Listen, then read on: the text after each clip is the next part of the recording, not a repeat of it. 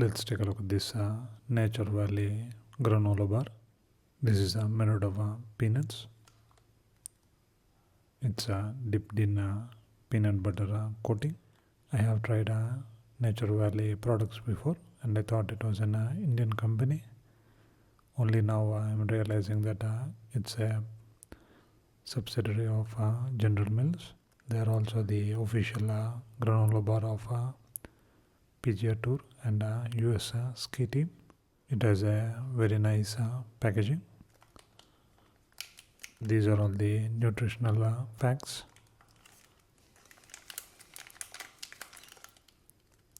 And this is the list of ingredients. This is made by General Mills in Minneapolis.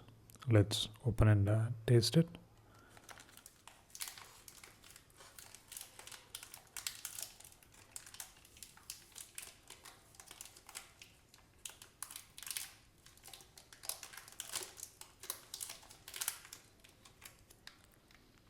You can see the granola bar and below you can see the peanut butter.